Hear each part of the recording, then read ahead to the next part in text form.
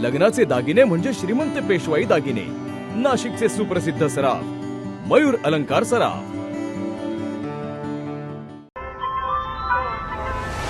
ताज्या बातम्यांसाठी नाशिक न्यूजच्या YouTube चॅनलला सबस्क्राईब करा आणि बेल आयकॉनला प्रेस करा।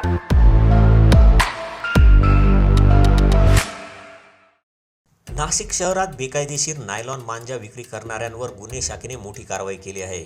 गुन्हे शाखा युनिट क्रमांक 1 ने कारवाई करत 24,000 रुपये किमतीचा बंदी घालण्यात आलेला नायलॉन मांजा जप्त केला असून एका इसमास अटक करण्यात आली आहे। पोलीस आयुक्त नाशिक शहर संदीप कर्णिक यांच्या आदेशानुसार शहरात बेकायदेशीर नायलॉन मांजा विक्रीवर कडक कारवाईचे निर्देश देण्यात आले होते। त्या अनुषंगाने गुन्हे शाखेच्या पथकाला गुप्त बातमीमार्फत माहिती मिळाली की जुने नाशिक येथील अजमेरी मस्जिद परिसरात एक इसम नायलॉन मांजा विक्री करीत आहे। मिळालेल्या माहितीनुसार गुन्हे शाखेच्या पथकाने सापळा रचून कारवाई केली असता आजिम मोहम्मद इक्बाल शेख वय 40 वर्ष राहणार जुने नाशिक याला ताब्यात घेण्यात आले।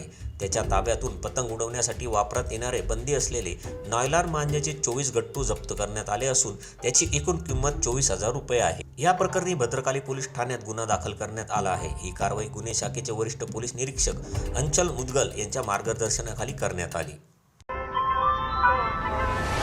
ताज्या बातम्यांसाठी नाशिक न्यूजच्या YouTube चॅनलला सबस्क्राईब करा आणि बेल आयकॉनला प्रेस करा।